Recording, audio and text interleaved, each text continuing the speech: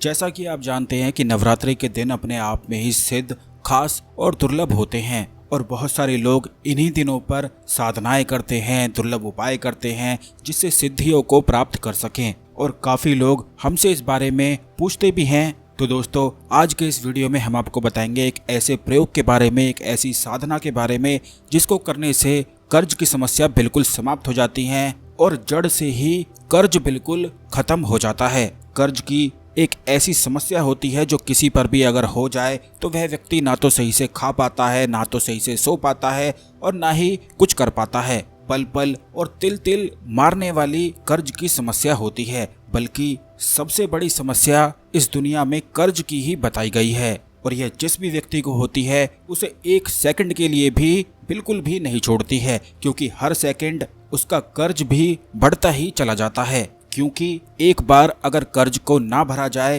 तो वह बढ़ बढ़कर कई गुना अधिक हो जाता है, जिसके कारण किसी भी व्यक्ति का सुख, मन और चैन बिल्कुल छिन सा जाता है। तो दोस्तों, इस समस्या से कैसे निपटा जाए यह आज के इस वीडियो में हम आपको बताएंगे। तो पूरी विधि को आप बिल्कुल ध्यान से समझ लें कि किस प्रकार यह प्रयोग को करना है, किस प्रकार यह साधना करनी है जिससे कर्ज की समस्या को समाप्त किया जा सके। देवी दुर्गा और महाकाली के सामने कर्ज की समस्या बिल्कुल ही तुच्छ हो जाती है और जो कोई भी व्यक्ति नवरात्रि में इस अनुष्ठान को कर लेता है उसकी कैसी भी कर्ज की समस्या हो उसे खत्म होना ही पड़ता है। इसमें किसी भी प्रकार का संदेह नहीं है। तो दोस्तों, इस प्रयोग को, इस साधना को करने के लिए सबसे पहले आपको एक साफ्टिक की माला ले लेनी है और कुछ आम की लकड़ियां लाकर हवन सामग्री भी आपको जुटा ले ली हैं। यह आप अपने ही घर के आसपास से इन्हें खरीद सकते हैं। यह बड़ी आसानी से पंसारी की दुकान पर मिल जाती है। आम की लकड़ियां, हवन सामग्री हर जगह मिल जाती है, तो आप इन्हें जरूर ले लें।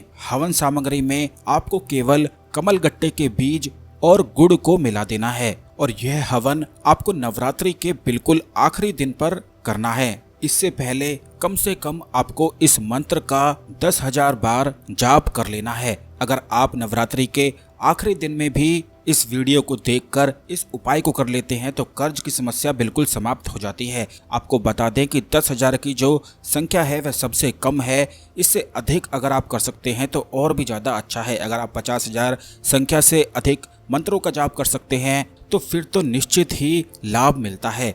इस उपाय को करने के लिए, इस साधना को करने के लिए आपको ज़्यादा कुछ सामान की भी आवश्यकता नहीं है। केवल अपने घर के मंदिर में या एकांत स्थान में अपने कमरे में बैठकर भी इस साधना को किया जा सकता है। केवल देवी दुर्गा के सामने आपको एक घी का दीपक जला देना है और गाय के गोबर को थोड़ा सा सुलगाकर आपको उस पर गुड़ को रख देना है, जिससे इसकी थोड़ी थोड़ी धुनी बनती रहे और आप उसी धुनी में बैठकर मंत्रों का जाप करते रहें। क्योंकि यह धुनी अपने आप में ही पवित्र होती है, जो सिद्धियों को, शक्तियों को आकर्षित करती है।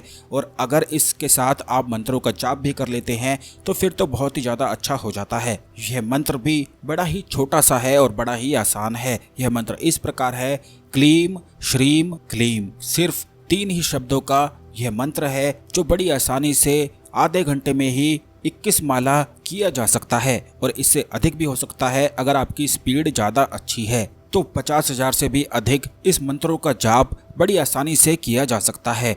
लगन के साथ और थोड़ी सी मेहनत के साथ यह साधना बिल्कुल संपन्न हो जाती है और इस साधना के तो प्रभाव ऐसे हैं कि इसी से सब कुछ जीवन में आकर्षित होने लगता है, सब कुछ प्राप्त होने लगता है।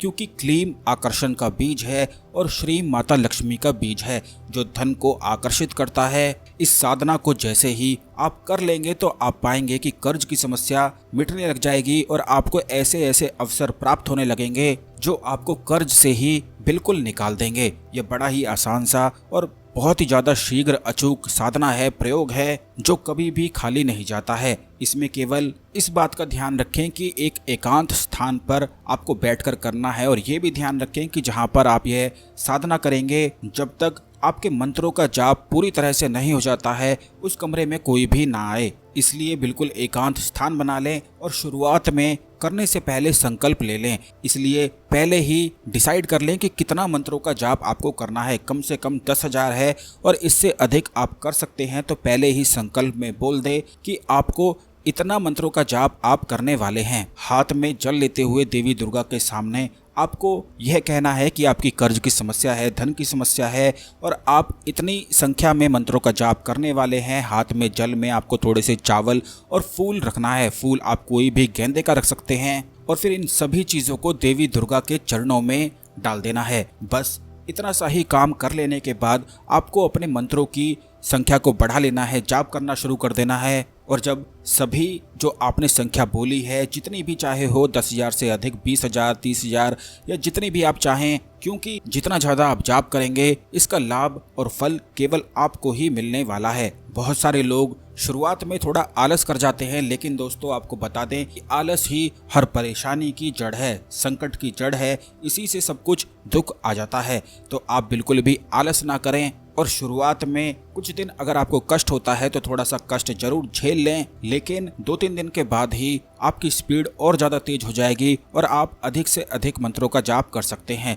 और अगर आपने संकल्प में 10,000 बोला है तो 10,000 हो गए हैं, तो उससे अधिक भी फिर आप मंत्रों का जाप कर सकते हैं। लेकिन इस बात का ध्यान रखें कि अगर आपने 40,000 बार संकल्प लिया है तो फिर आपको 40,000 ही करना है। तो संकल्प आप बिल्कुल ध्यान से जरूर लेना। इस मंत्र का जाप करने के बाद आपको वहीं पर सोना है जहां पर आप यह साधना करेंगे। इस साधना के और भी ज़्यादा अच्छे लाभ मिलते हैं। जब यह साधना पूरी तरह से संपन्न हो जाएगी तो आपको आखिरी नवरात्रि के दिन, यानी कि जो 9वां आखिरी नवरात्रि होगा, उस दिन आपको बस सुबह के समय 108 बार आहुति देते हुए हवन को कर लेना है। इसी मंत्र से आहुति देनी है। सबसे पहले आपको भगवान श्री गणेश को नमस्कार करते हुए भगवान शिव को नमस्कार करना है, और उसके बाद आपको इस मंत्र से आहुति दे देनी है, जो कि क्लीम श्रीम क्लीम है। आपको हवन सामग्री में कमलगट्टे के बीज, गुड़ मिला देना है। कपूर की सहायता से आप आम की लकड़ियों में आग जलाकर